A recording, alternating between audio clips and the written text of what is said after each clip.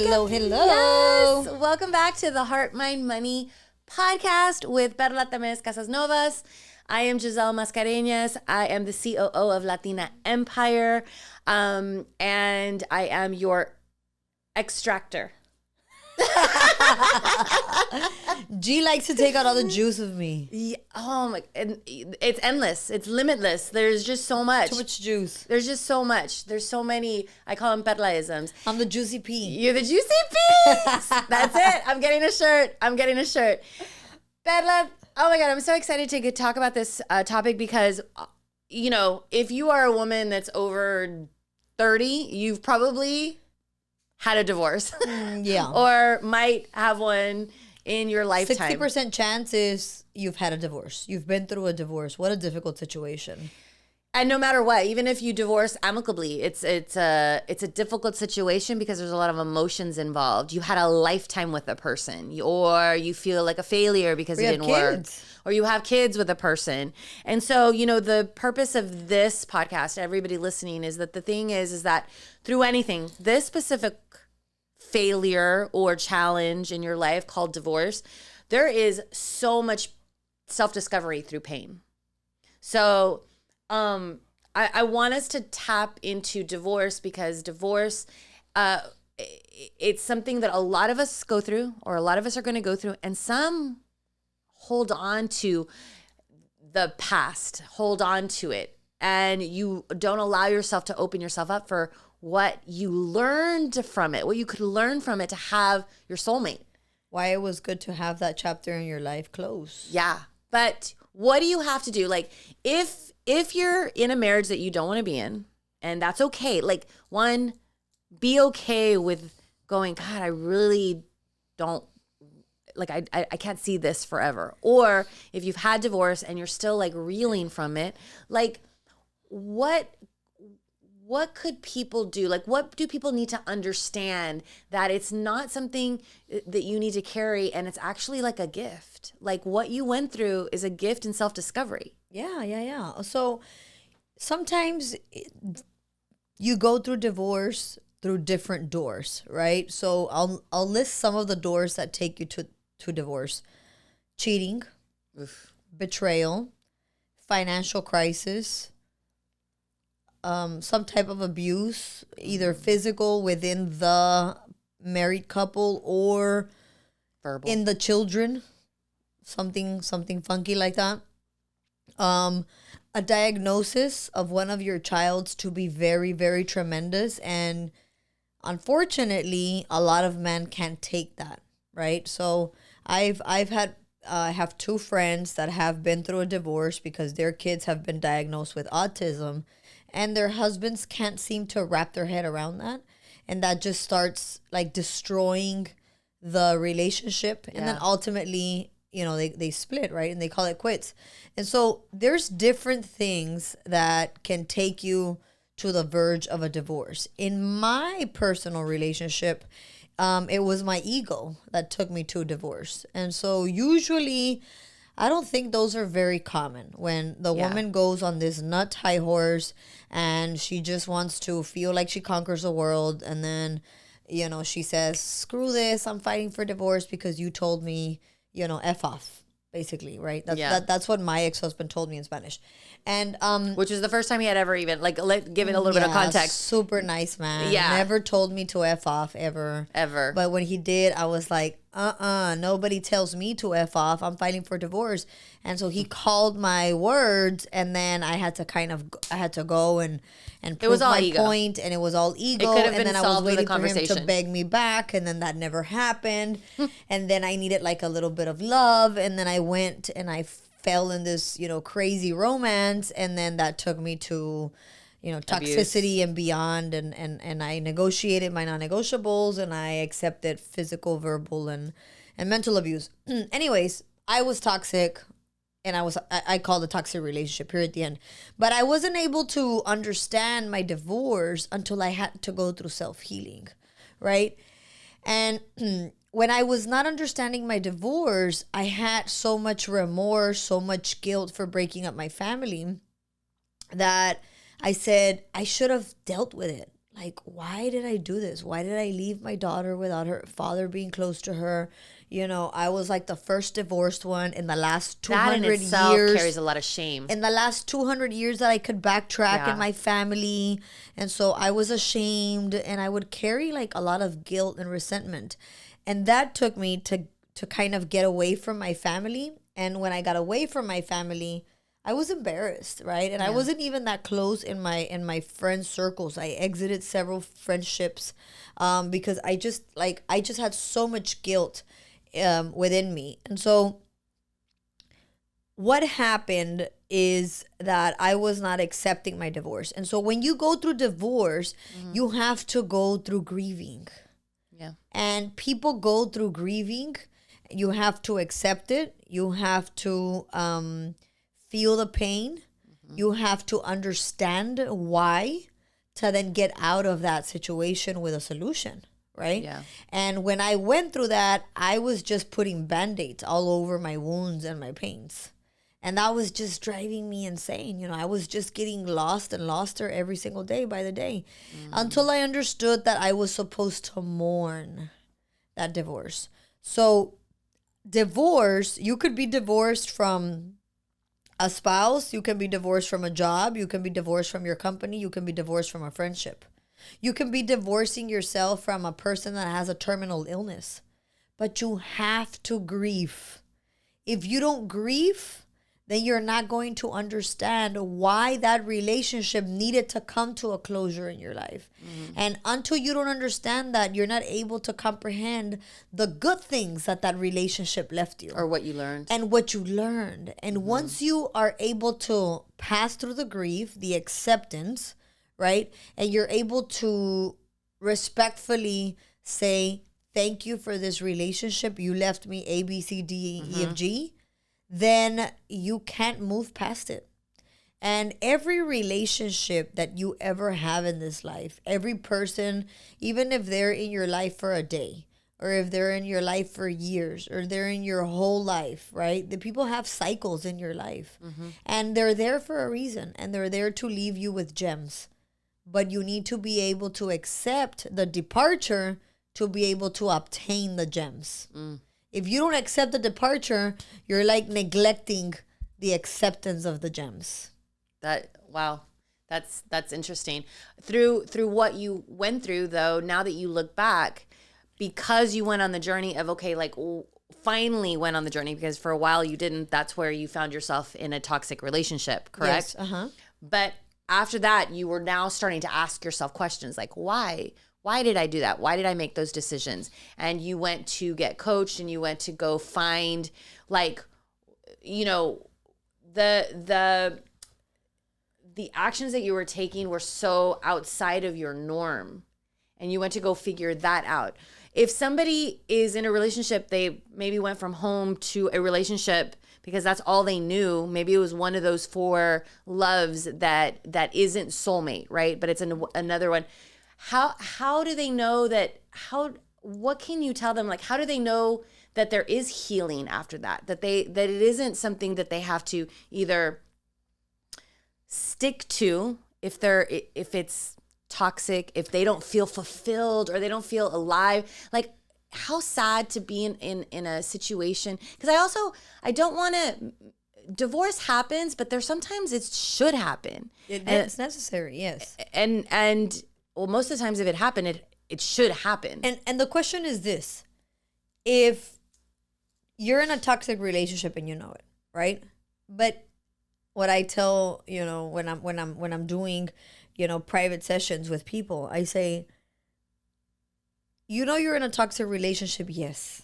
But there's good days and there's bad days. Okay. So what if today was your last day? Would you have just wanted to say on your tomb, she lived a toxic love, or she met the love of her life and she lived in peace, love, and freedom? Oh no, I want to live that. Well, if you don't separate yourself from this toxic relationship, how are you ever going to encounter love, peace, and freedom? It exists. It's real. It does exist. You can have a soulmate and live love, peace, and freedom. and sexuality and all that craziness. You can, but you have to depart from a toxicity. And if that takes a divorce, hey, YOLO, you only live once. Right? Like, how are you going to stay stuck in a situation that is not making you any good? And sometimes for your ego, a lot of people, close people that I know that live in toxic relationships where, the man's a cheater, has another family, etc., has a mistress, they'll stay in that relationship just for their balls. Just for their balls of, oh no, she's not gonna come and use and benefit from everything that I've built with him, like that kind of stuff. Like for money, like screw the money. Like I would never take like a situation like that. How hard? I just don't think they know it, and there's a fear. So you bring that up, and personally, like I stayed in a marriage for a very long time, fear of not having money. Like you were taking it. But I was very cognizant of it. It was like, holy shit, like this is gonna suck. Well, okay, no, and then the other thing is, for example, and then I did leave with $30 in my pocket and left nothing, and with you nothing. started over again. And I did, but it was till amazing. this day, do you regret leaving that person? No. So did the $30 really matter? No, like leaving the money didn't matter. No, at that time. Yeah. But after you had already been suffering. So yeah. On the other hand, because I am kind of like a chameleon, I can think in different ways and always assume just different perspective. If you're in a situation where your man has another girl and that works for you guys, awesome. Yeah. Nobody, but own it. But own it. Like, Don't make excuses. No hay problema. O sea, mi esposo tiene otra vieja y ahorita anda con la amante. No hay problema. Hey, they have a name for that now. Poly something or other. And that's okay. But own it. But don't be crying over it or don't be miserable over it, right?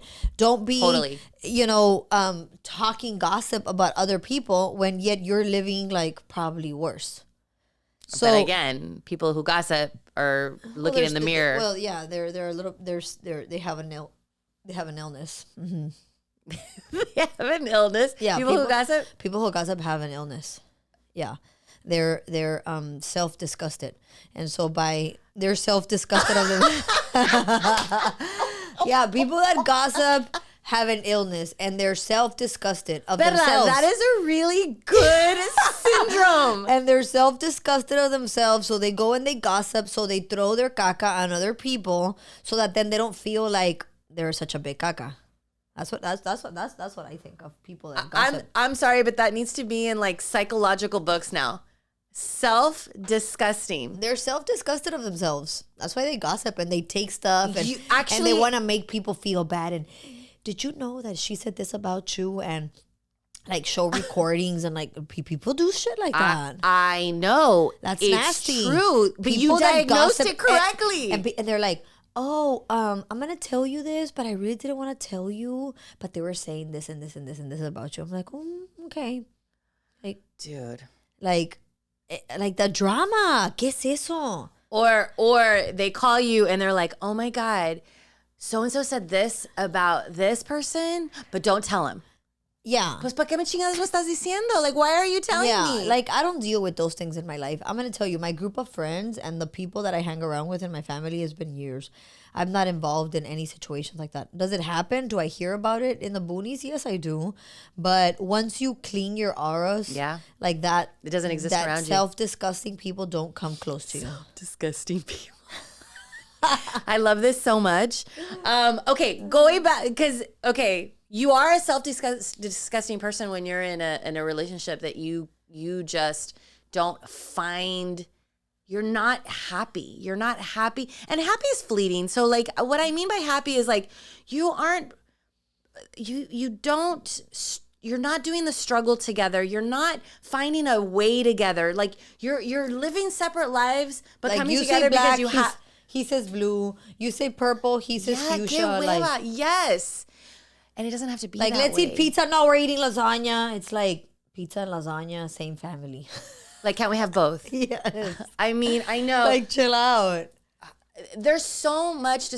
All I know is that I've gotten to hear your story about what you went through and who you are today based on making the decision to get divorced, based on having a really bad relationship after that, and then finding a beautiful human. You guys are you're the yin and yang, right? I've lived the same thing, very similar in the sense of you have to go through so much crap. But the thing I want everyone to walk away with is that, but then you have to go, what was my part in it? What did I do that made that relationship toxic? What did I do? Take responsibility. You can't blame the other person. It isn't the other whatever that person gave you, you received it. You allowed it. So that's your responsibility. Amen. So like when I just told you that I was in a relationship for many, many years and I was like, ay, que hueva, I like to not have money. Because I was like, that's going to suck, right? But I never made excuses. Like inside I'm like, am I ready? No, I'm not ready. Am I ready? No, I'm not ready. Because it was a decision. It's a decision, yeah. And it's okay if you're not ready, but then don't consume your life dwelling about it because you're paying the price to a decision that you're willingly and consciously making. And that's okay, right? But when you own it and then you make the hard decision or you have the hard conversation, the universe and God opens up opportunity, endless opportunity. When you're right honest, ethical, yes, it's true. Every time. Definitely. Every single time. And that's the other thing that I want people to walk away with. Look, it's as simple as it starts with you. Yeah. It starts with you. Yes, 1,000%. So it starts with you. You make the decision. But if you want to be in the mud, be in the mud, but own it. You know, put on your rain boots, and it's okay to get muddy, right? But don't be like in the mud and then complain of the mud, and then you're aggressive, you're frustrated, you're annoyed. You create drama, you create gossip, you create this environment around you that's super nasty. You know, you don't want people. People don't want to come around you, and then you complain because people suck. People don't suck. You suck. You suck. People are beautiful humans. We all can be. Yes. And it's okay to have challenging moments, but then like reflect. Did that feel good? When I said that, did that like, was that necessary? No. So reflect and like change and shift. And that can happen even through divorce. So I will tell you that I am super proud of how, even though it was a really, really tough thing for me to go through in the divorce because financially, right? But the way that we were with our kids, because it takes one person to be like, whatever's best for the kids, whatever's best for the kids. You know, they're gonna fight. He's gonna say this. He's gonna do that. Then fine. Then let him have it. Let him have it. Because what's best for the kids is peace. And that's another super important thing after divorce. Once you get a divorce and you decide that you're gonna get a divorce, right? Don't be a B with your ex partner and like make it hard on him. What if he's being with the kids? D. Yeah, well, what if he's being a D, but you're being a B? Well, then you be a bigger B. No, I'm just playing. No, I'm just playing. That's not the advice. I mean, how hard when the man is the one being like a big asshole. It's awful. It's awful. Yes, I've seen that. I've seen that, and I've really, seen that in really some bad. of my friends. Like the guy is just like a piece of freaking work. It makes you feel like you are like trash. Yes, and so it's awful. What I would do is stick to your divorce decree. Stick to the every other weekend. Stick to the vacation time and don't mess with it. Like, unfortunately, if your kids are going to be going with him on those days, it matters. Girlfriend, it matters to the kids. And I know that you probably want to be there and you want to make sure that he's doing the right job, or maybe he has a witch in his life and she's going to be seeing the kids and she's going to hug the kids or feed the kids or shower the kids. Like, it seems almost impossible. Go against all those fears and just embrace them, because the sooner that you do, the easier that the relationship will flow. And he will stop being a piece of work and you will be at peace. And then time will pass. And these are just like pages in the chapter, and time will pass and you can have a beautiful relationship. Like I was saying, you know, my husband and my ex-husband have a beautiful relationship, super respectful. My ex-husband is in my daughter's life constantly, and I have nothing but good things to say about that. Yeah. That's just beautiful, you know? And we support him. And it can be like that. He supports us, and sometimes people are like, I can't believe that your king allows this. But my king is such a king that he's so comfortable in his own skin that he accepts that. He also sees how important he is to you and Ivana, and he respects and loves that. And he knows that Ivana appreciates that, right? That her dad is in her life, and James is in her life, and they both love her, and we're there for her, right?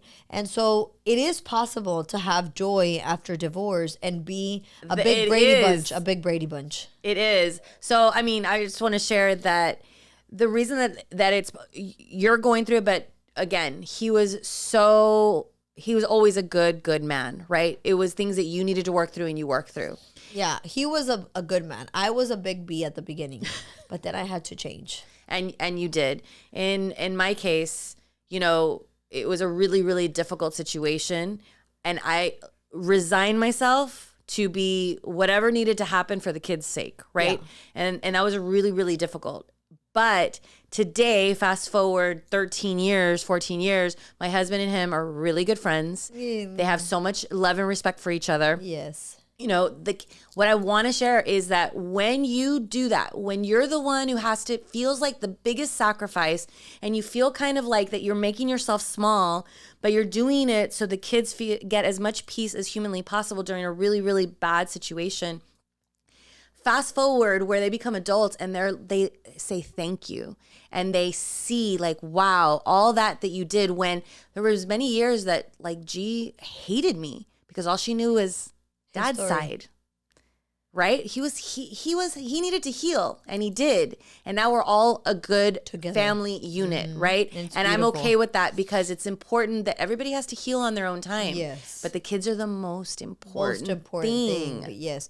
Because we know that we are a reflection of our story, from our years from 6 to 12, 12 to 16, 16 to 21, and over, right? So if you know that your kids are little, you know, they're 3, 4, 5, 6, 10 years old, 15 years old, what they see right now and what they live right now has a huge impact on how they trust men, on how they view relationships, on what they feel and how they think or perceive that they should be loved, like all of those things, you know. And every time a couple gets divorced and there's kids there, because children need a male and a female figure in their life. They need masculine and they need feminine, right? Mm-hmm. And every time a couple gets divorced, which right now, if I'm not mistaken, it's like six out of every 10 couples get divorced